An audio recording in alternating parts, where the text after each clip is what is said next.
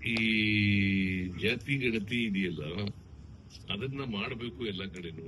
Socio economic. ಈಗ ನಾನು ಸ್ವಾತಂತ್ರ್ಯ ಬಂದು 78 ವರ್ಷ ಆಯ್ತು. 78 ವರ್ಷದಲ್ಲಿ ಅಸಮಾನತೆ ನಿವಾರಣೆ ಆಗಿದೆಯಾ ಇಲ್ಲವೋ?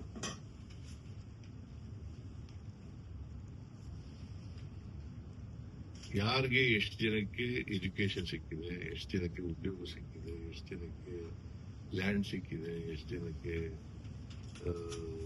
ಬದುಕ್ತಕ್ಕಂಥ ಸ್ವಾತಂತ್ರ್ಯ ಇದೆ, ಇವೆಲ್ಲ ಗೊತ್ತಾಗಬೇಕಲ್ಲ. ಗೊತ್ತಾಗೋಸ್ಕರ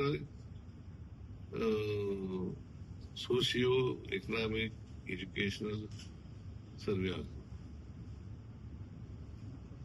ಆ ಸರ್ವೆ ಮಾಡಬೇಕು ಅಂತಕ್ಕಂಥದ್ದು ರಾಹುಲ್ ಗಾಂಧಿ ಅವರ ಕಮಿಟ್ಮೆಂಟು. ಅದಕ್ಕೆ ಈಗ ಕೇಂದ್ರ ಸರ್ಕಾರ ಜಾತಿ ಗಣತಿ ಮಾಡ್ತೀವಿ ಅಂತ ಒಪ್ಕೊಂಡಿದ್ದಾರೆ. ಮುಂದಿನ ಜನಗಣತಿ ಮಾಡುವಾಗ ಜಾತಿ ಗಣತಿ ಮಾಡ್ತೀವಿ ಅಂತ. ಬರೀ ಜಾತಿ ಗಣತಿ ಮಾಡಿದ್ರೆ ಪ್ರಯೋಜನ ಆಗಲ್ಲ.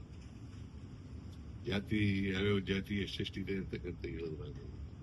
ಅವರ ಆರ್ಥಿಕ, ಸಾಮಾಜಿಕ, ಶೈಕ್ಷಣಿಕ ಪರಿಸ್ಥಿತಿನೂ ಗೊತ್ತಾಗಬೇಕು. ಅವರ ಉದ್ಯೋಗ ಪರಿಸ್ಥಿತಿನೂ ಗೊತ್ತಾಗಬೇಕು.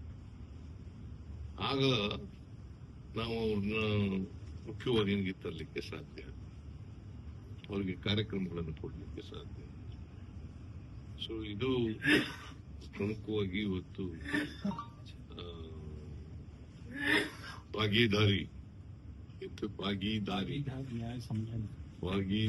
ನ್ಯಾಯ ಸಮ್ಮೇಳನ ಪಾರ್ಟಿಸಿಪೇಷನ್, ಅದಕ್ಕೆ ಅದನ್ನು ಮಾಡ್ತಾ ಇದ್ದೇವೆ. ಅದಕ್ಕೆ ಇವತ್ತು ಇದು ನಾವು ಡೆಲ್ಲಿನಲ್ಲಿ, ಬೆಂಗಳೂರಿನಲ್ಲಿ ನಡೆದ ಮೇಲೆ ಮೊದಲನೇ ಸಲ ಇದು ಒಂದು ವರ್ಚುವಲ್ ಮೀಟಿಂಗ್. ಸರ್, ಇದು ಈ ಕಾರ್ಯಕ್ರಮ